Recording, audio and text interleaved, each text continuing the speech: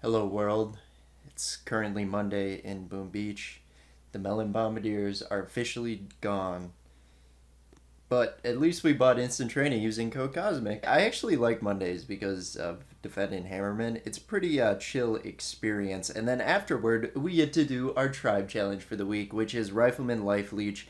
And I think it's Grenadier Speed. Let's double check. So we'll get some Rifleman and Grenadier attacks. And I think I'm going to boost those two statues for that. But first, we are going to go through defending Hammerman, and we don't have any ice boosts going on, but we do have a couple laser beams, and I think we should be able to get through it. It's kind of like a fun addition, just doing like the daily event really quickly before you get some of your map clears in. So really enjoy it, especially the Hammerman. You don't do anything except watch him try and beat your base, and if you don't have prototypes or ice statues, he more likely will beat your base, but it's more difficult for him to attack than when you attack him, so to speak, on the imitation game. Actually, I was gonna say all around, but sometimes his like Hammerman HQs are actually pretty difficult when you actually unlock them. But I've done them all a few times out. But anyway, already on to stage 3.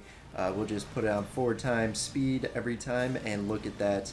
That is a live look at what my Grenadiers will be when I start attacking with the Rifleman Grenadier strat. I've done this in the past for sure, Rifleman and Grenadiers, but it's been a while, and ever since Bombardiers came out, Grenadiers don't get any love in my opinion, so it's going to be nice to bring them back. But why'd it have to be like a Grenadier speed boost? Why couldn't it be, like the Grenadier damage? I don't even, I would rather have probably Grenadier health than Grenadier speed, but all you really care about is the damage, to be honest. The speed just puts them in worse position in the attacks, but I guess we're watching this on ×1 for some reason, so we'll get that back up to ×4. My worst nightmare in defending Hammerman, when you get a ton of medics, Cryoneers, and Grenadiers, because he has like 4 fleets of them. It seemed like back in the day of defending Hammerman, that would be like almost every time. It would be like Grenadiers, Medics, and Cryoneers, and that would be the strat that took you out. But it just seems like that was, I haven't seen that in a while, and it seemed like it was Hammerman's go-to. But quite a few Riflemen on this run with our laser beams that should be fried, and down goes the final tank. So which stage was that? Was that 4? Was that 5? Was that 6?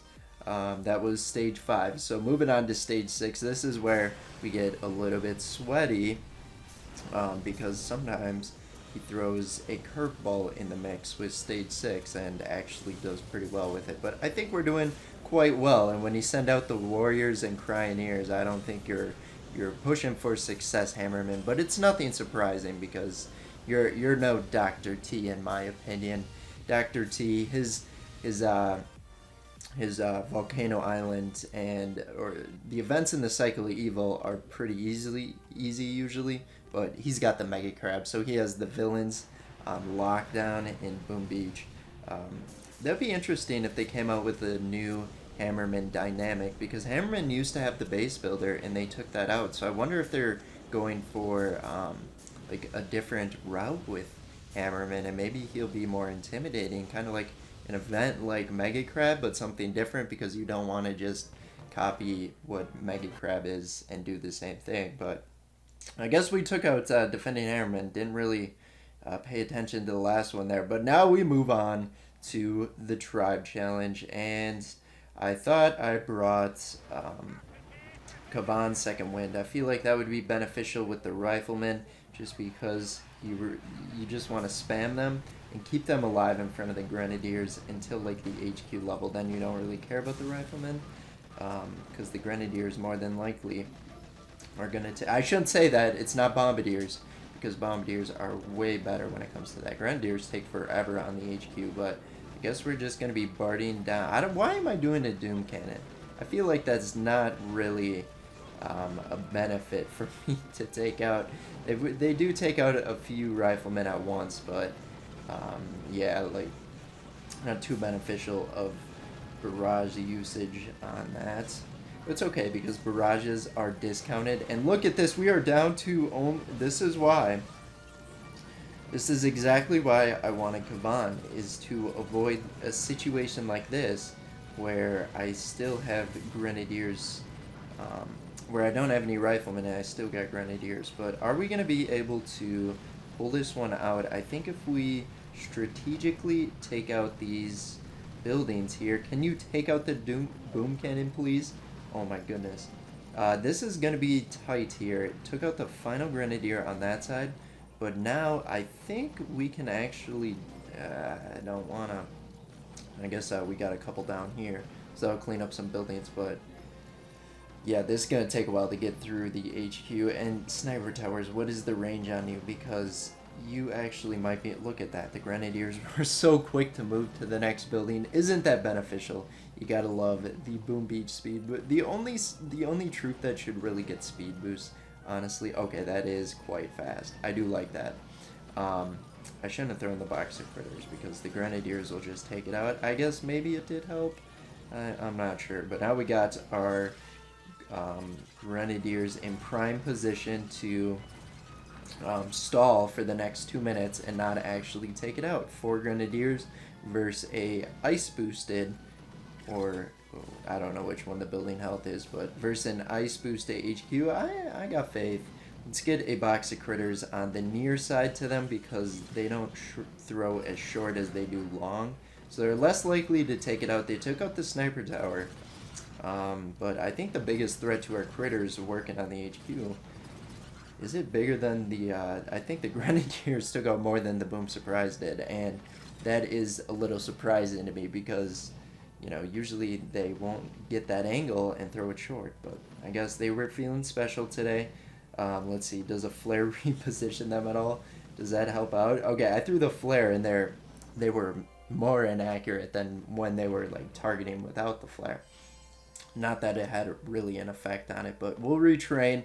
And I think just starting out with that base, that was good because that was actually quite difficult, quite close. So I'm going to end battle because I did not get all my riflemen respawned, didn't I?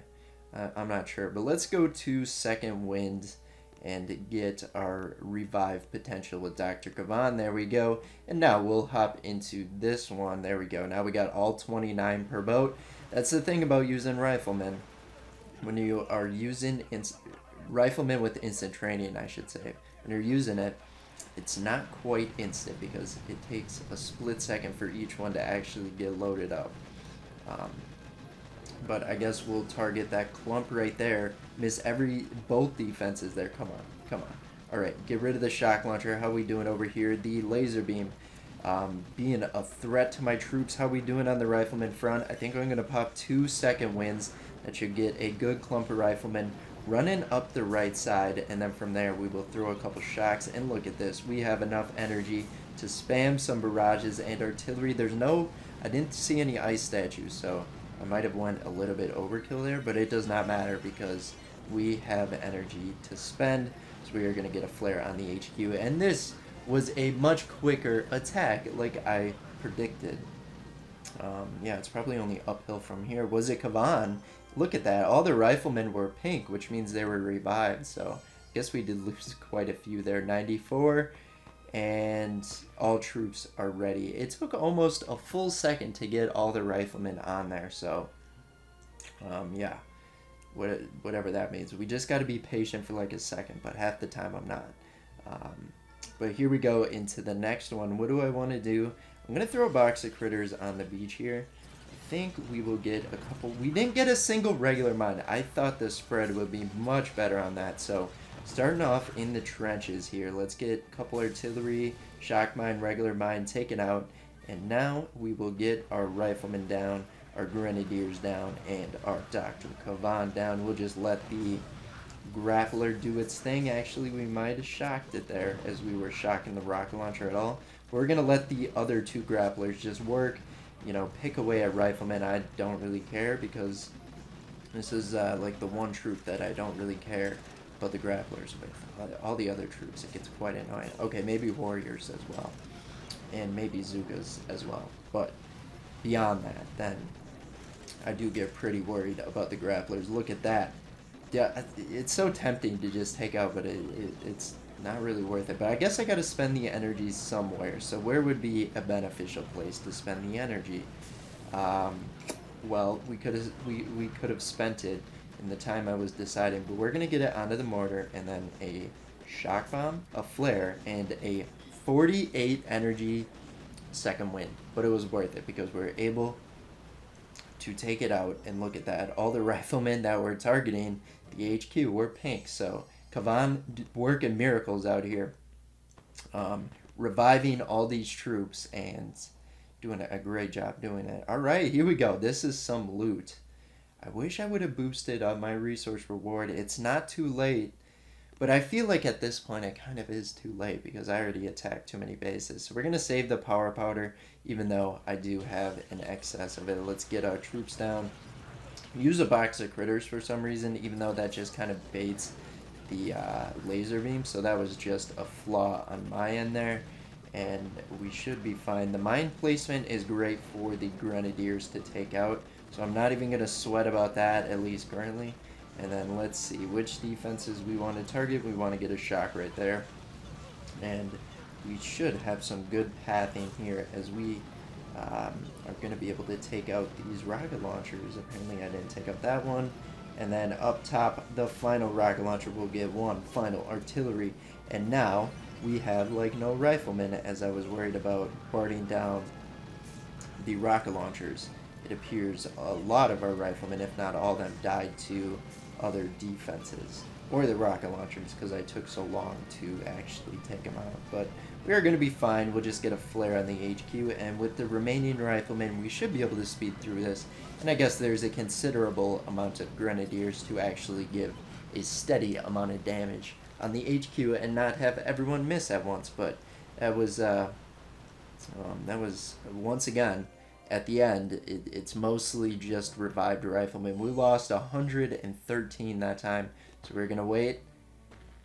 And boom, all troops are ready. That just feels like a long time, but I guess you have to get through 29 of them.